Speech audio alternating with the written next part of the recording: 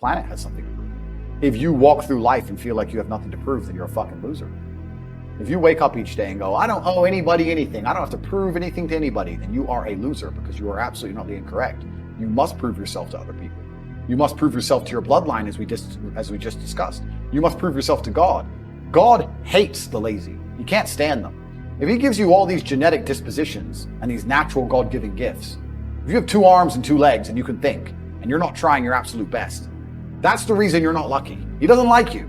He likes the people which show him the beauty of his own creation. He likes to give somebody building blocks and then to build something amazing. It's the best thing about being a man. You get to build who you are, right? You can decide if you want to be a funny comedian or a musician or a kickboxing world champion or fight the Matrix. You can decide whatever you want to be. God loves to see that. Those people, for some reason, seem to be enormously lucky, right? The person who goes, I don't have to prove anything to God. I don't owe all of my ancestors any effort. You know, for 5,000 years, people were dodging saber-toothed tigers and catching the plague and running from Genghis Khan just for my stupid ass to be born. I don't owe them anything. Don't owe them a thing, because I want to play video games. These people are fucking losers. You should walk through Earth with force inside of you. As I walked into this hotel reception, everybody looked. Not because they know who I am, but because as I move, even if it's behind their head, people feel something and they go. It's an energy that comes from brutal competence. It's almost like an evolutionary thing where a rabbit can just smell a fox. It just knows. That's what happens when a predator walks in a room, even amongst humans. You pay attention next time you're in a restaurant. If a man who's truly dangerous walks in, nearly every other man kind of looks up at the same time. Feel it.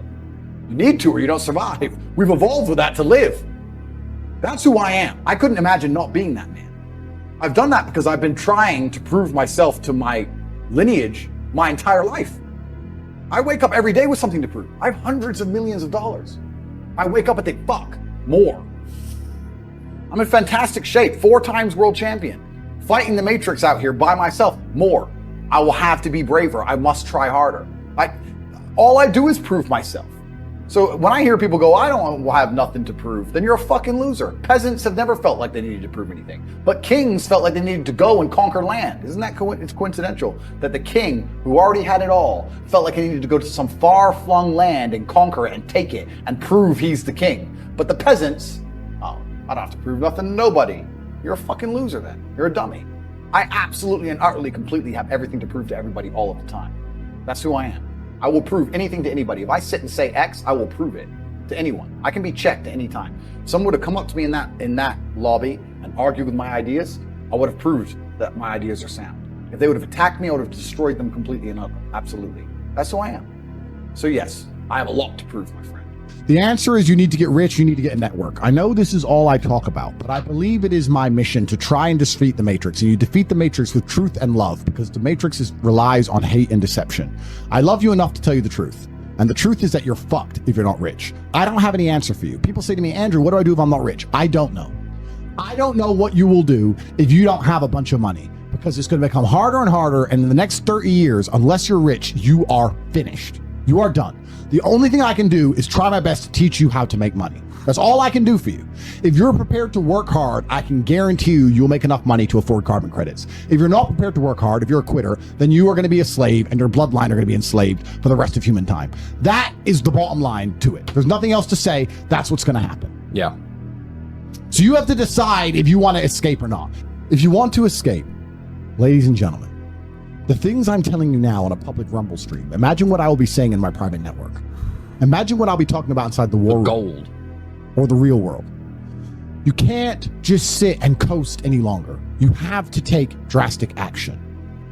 Everybody always says, if you tried your best, that's all that matters.